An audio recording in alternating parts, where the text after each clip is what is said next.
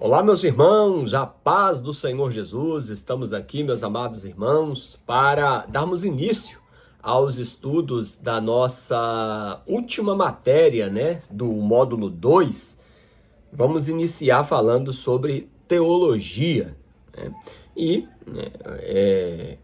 o fundamento, o significado do termo teologia está aí na página de número 178, quando fala que o termo teologia está ligado a um estudo, a uma reflexão, sobre Deus, a contemplação do próprio Deus e também das coisas, que envolve a espiritualidade, enfim, que envolve as questões de fé, as questões divinas, as questões sobrenaturais. Então,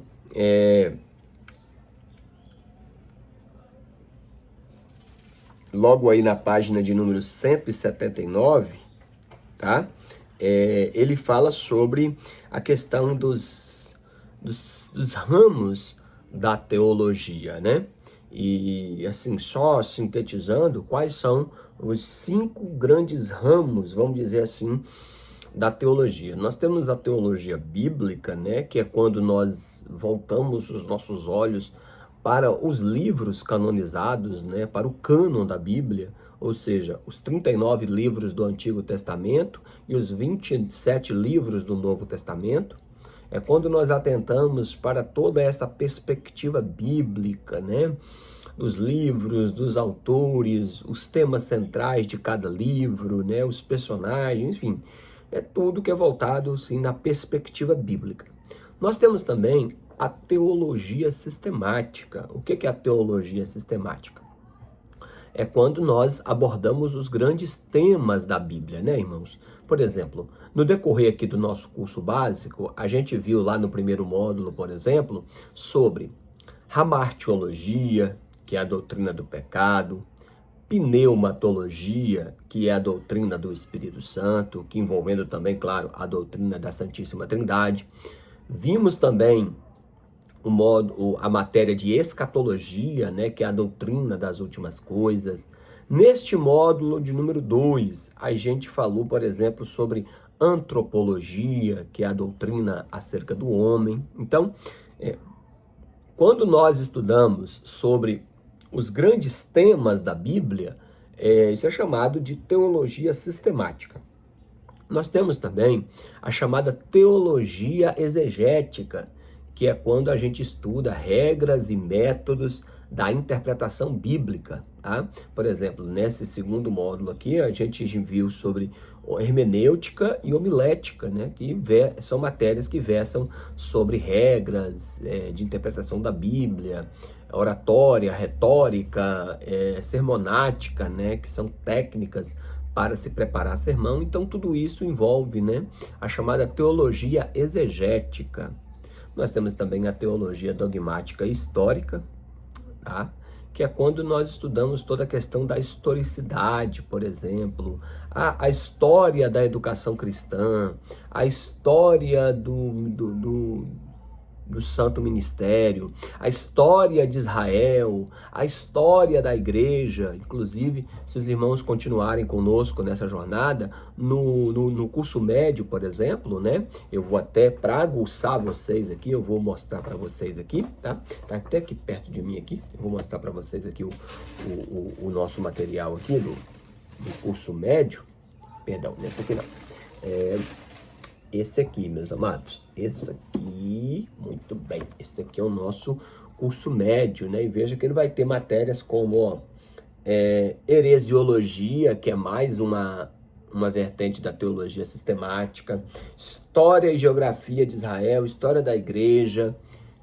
e também, claro, introdução ao Antigo e Novo Testamento, que são matérias que versam na área da teologia bíblica. Então, os 5 grandes ramos são teologia bíblica, teologia sistemática, teologia exegética, teologia histórica dogmática e, por último, o que nós chamamos de teologia prática, que é quando nós estudamos os temas práticos da Bíblia. Por exemplo, educação cristã, falando sobre a importância da educação cristã no lar, liderança cristã, né? São coisas que você aprende e você já pratica de imediato na sua vida, na sua família, no seu ministério. Isso aí é chamado de teologia prática. Bom, meus irmãos, falado isso, uma coisa muito importante a gente definir aqui, na página de número 180, coloca aqui uma definição do vocábulo igreja ou religião, tá, irmãos? É importante a gente considerar essa questão aqui, tá? Por exemplo,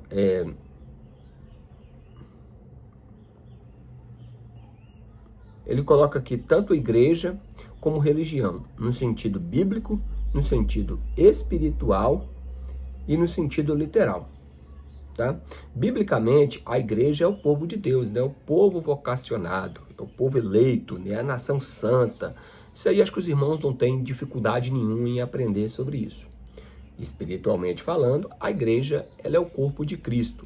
Por isso, irmãos, que não é correto nós usarmos a seguinte termo, dizer que eu sou igreja. Não, nós não somos. Eu individualmente não sou igreja, mas nós unidos somos igreja. Por quê?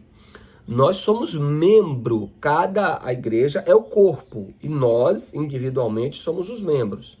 Então, o membro ele faz parte do corpo, mas ele não é corpo. Então, eu só sou igreja quando eu estou membrado, quando eu estou congregado, quando eu estou reunido. Os irmãos conseguem entender?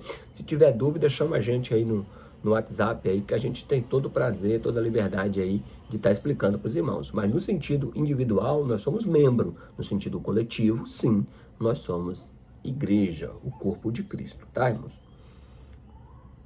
E a palavra religião, meus irmãos, vem de obediência, né? Vem de religar, vem de restabelecer.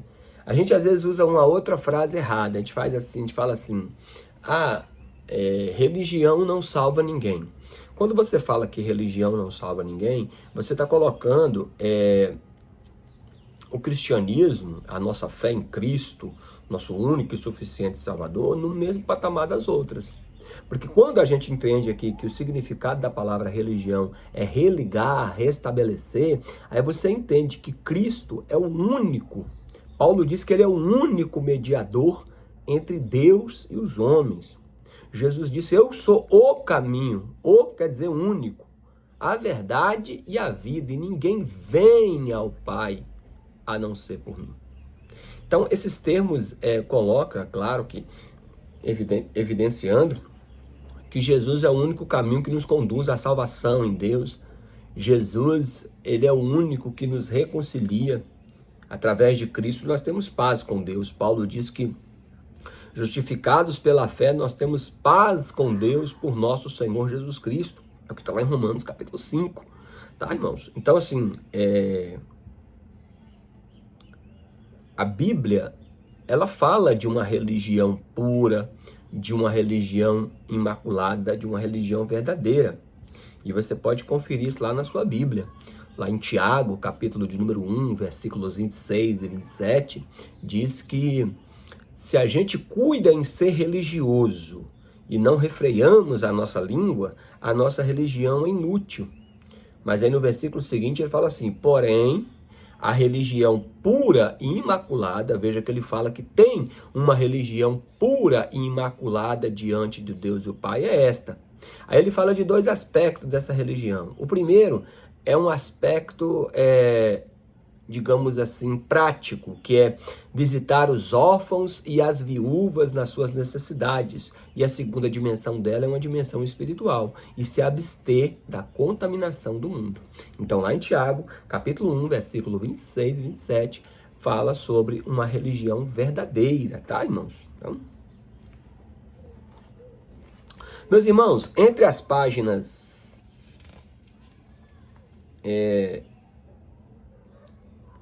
180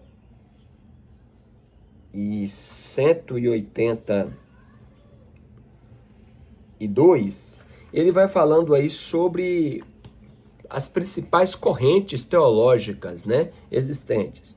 Aí ele fala aí da teologia bíblica, que tem por objetivo procurar conhecer a Deus, seus atributos e vontade, através de uma reflexão, meditação e sensatez, tá? A respeito dos temas, ou seja, né, é quando verdadeiramente nós consultamos a palavra de Deus. Por quê, meus irmãos? Na verdade, o que é teologia? A gente estuda a respeito de Deus do que tange as Escrituras, porque sabemos que Deus Paulo diz que inescrutáveis são os teus juízos e impenetráveis são os teus caminhos.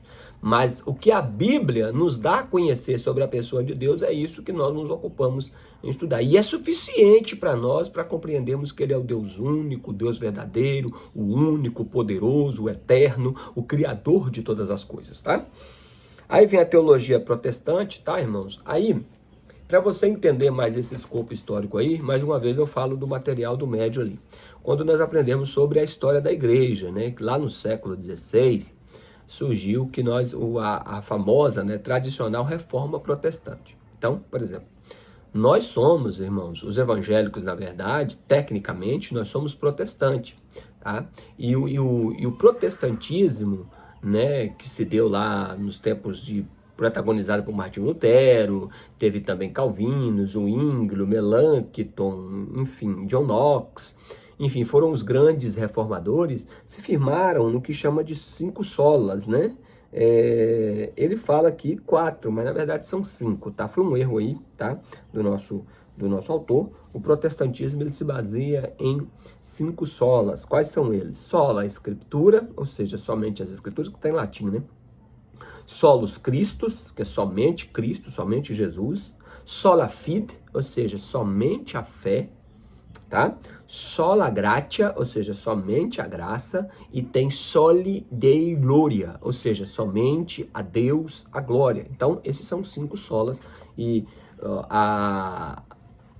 o protestantismo, né, irmãos, ele se baseia nesses 5 solas aí, tá, irmãos?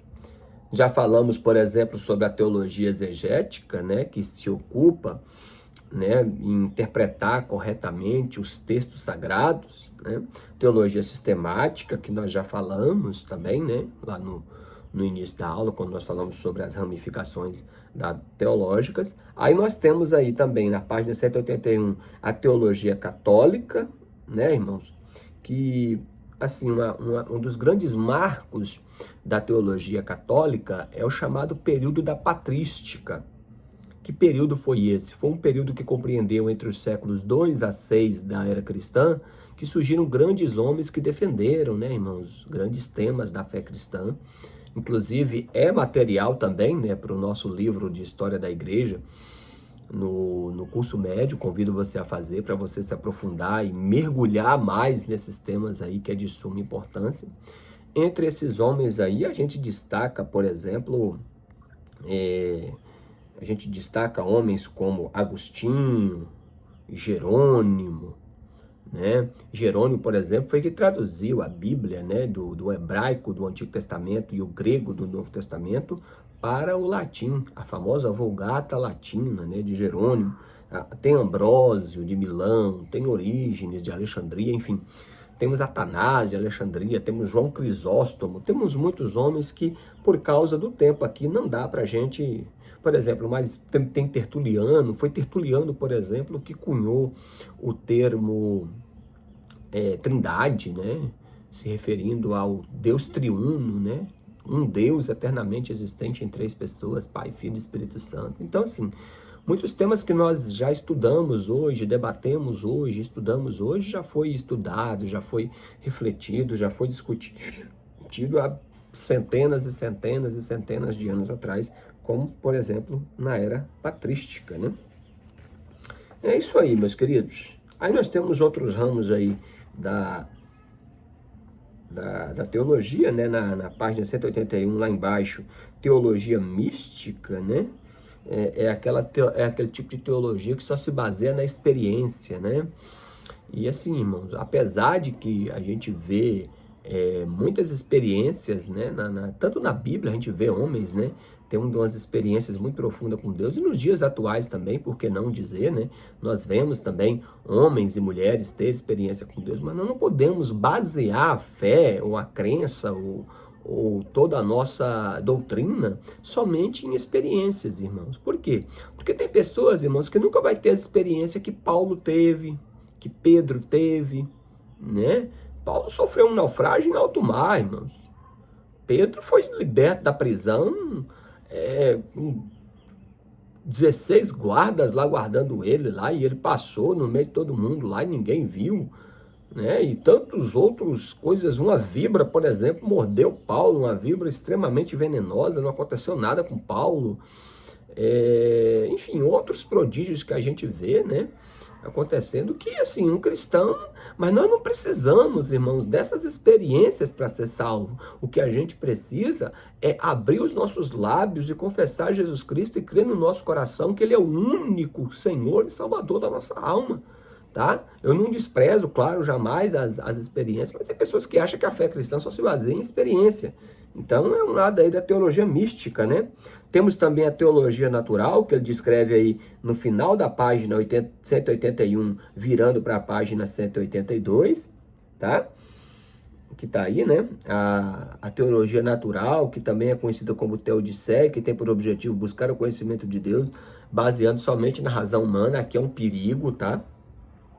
Porque, irmãos, nem sempre a razão ela vai entender todas as coisas, porque, por exemplo, quando você vai para a área dos prodígios, do milagre, você não consegue explicar um milagre racionalmente. Porque se você conseguir explicar um milagre, automaticamente ele deixa de ser milagre. Então, assim, nós temos que usar a razão? Sim, porque crer também é pensar. Mas tem certos assuntos que a razão não é suficiente, tá? Agostinho de Hipona já dizia, eu não compreendo para crer, eu creio para compreender. Entendeu, né? Aí tem a teologia ascética, né? Que tem por objetivo observar, né, as tradições ascetas, que descreve os meios de cada um conduzir conforme preceitua o evangelho. Ou seja, irmãos, a ascética é literalmente, né? É quando a gente se baseia sempre na questão da tradição. Irmãos, a tradição é importante? Mas acima da tradição está a revelação bíblica. E não podemos nunca negar a revelação bíblica. Temos aí também a teologia especulativa, né? Que é também chamada de tomística, ou tomismo, né? Que vem do famoso São Tomás de Aquino, né? Que viveu entre os anos 1225 a 1274, tá? É uma forma, irmãos, de tentar conciliar filosofia e teologia. Porém, irmãos, nós temos que ter muito cuidado, que é uma linha tênue, tá? E aí, meus irmãos, já vou entrar aqui no ponto central, um dos pontos centrais aqui da nossa aula, que é o que ele começa a discutir aí a partir da página 182, né? E nós vamos hoje até aí a página 185, porque ele começa a falar da teologia contemporânea, tá, irmãos? Aí ele descreve 12 características dessa chamada teologia contemporânea. Lembrando que ao estudar teologia, nós estudamos também um pouquinho a história da teologia, né? Então nós temos aí o liberalismo teológico, que foi protagonizado por Friedrich Schleiermacher e outros. Nós temos o neoliberalismo teológico, autor Karl Barth. Nós temos a teologia do mito, de Rudolf Bultmann. Nós temos a teologia da esperança, de Walter von Pannenberg. Nós temos a teologia evolucionista, né, do Papa Paulo VI e também do Padre Moderno de Teologia Liberal. Nós temos a teologia do Evangelho Social, também de Friedrich Schleiermacher. Nós temos também a teologia do Evangelho sem religião, de Dietrich Bonhoeffer, alemão, né? Nós temos também a teologia da crise, de Jean-Pierre Sartre, que era um francês, né? Nós temos a teologia da morte de Deus, né? Muito protagonizada aí naquele filme Deus Não Está Morto, né? E o principal protagonista aí foi o Friedrich Nietzsche, alemão também, tá? A teologia radical de Thomas Eitzer. Nós temos a teologia da libertação de Gustavo Gutierrez e a teologia comunista, né? de autores aí da Conferência Mundial, né, das Igrejas. Enfim, queridos, e aí no próprio livro ele vai tratar aí cada uma dessas aí, né? Nós vamos basear aqui os nossos 25 minutos de aula, né, como é costume. Então nós vamos ver se a gente consegue chegar aí explicando um pouquinho até a página 185. Então a primeira que ele coloca, a primeira ramificação aí, é o liberalismo teológico, tá? E aí ele coloca aí, né, que em 1846, na página 183, tá? Foi criada uma Aliança Mundial Evangélica, a AME, né? E dessa aliança evangélica aí, meus irmãos, surgiram 3 pressupostos fundamentais. Primeiro, dar ampla liberdade para o exercício da razão, estudar a religião através da razão e abolir todo o conceito de revelação bíblica. Olha aí, meus irmãos, isso é perigoso. Depois os irmãos vão entender onde é que eu estou querendo chegar. O segundo ponto, na letra B, da tolerância entre as denominações protestantes. E C, cuidar da aproximação e minimização das diferentes formas doutrinárias. Na página 183 ainda, lá no final, o neoliberalismo teológico, né, que foi entre os anos aí de 1886, já está virando a página já, estou lá na página 184, entre 1886 e 1896, Karl Barth, um teólogo suíço, criou várias correntes teológicas, né? Aí vem esse conjunto de teologia denominou também conhecido como sistema de teologia bartinianista, ou seja, irmãos, trazendo, né, um conceito mais contemporâneo, mais moderno, né, para as escrituras, e a gente sempre tem que ficar com o pé atrás com esse negócio, tá, irmãos? Eu sempre falo, irmãos, quer aprender teologia de fato, você tem que aprender primeiramente com a Bíblia, com a patrística, com os reformadores, tá? Essa teologia moderna aí não tem muito para ensinar, não. E vocês vão entender onde é que eu estou querendo chegar, tá, irmãos? Aí temos a teologia do mito, né, que foi protagonizada aí pelo tal do Bultmann, e o grande tema dele era o Novo Testamento e a mitologia. Ele falando, né, que o Novo Testamento é cheio de mitos e que muitas coisas ali não aconteceram de fato, mas só para poder dar ênfase à propagação do cristianismo no mundo, umas coisas absurdas, irmão, tá? Então, aí tem uma teologia da esperança, né, do Pannenberg e do Johann Moltmann, né? Ou seja, o objetivo principal dessa teologia era versar sobre o futuro, os quais eram radicalmente escatológicos, ao ponto de afirmar que Deus não está no passado, nem tampouco, Deus está no presente. Ou seja, irmãos, é uma esperança, porque quando a gente fala de esperança, nós falamos, claro, da bendita esperança, da bem-aventurada esperança e o aparecimento da glória do nosso grande Deus e Salvador Jesus Cristo. Porém, essa esperança aqui está mais voltada para um conceito social, tá? Aí nós temos a teologia evolucionista na página 184, né? Os autores aí, Teilhard de Chardin, que era um padre, né? E, enfim, meus irmãos, ele fala que existe um elo de ligação entre Darwin e Deus.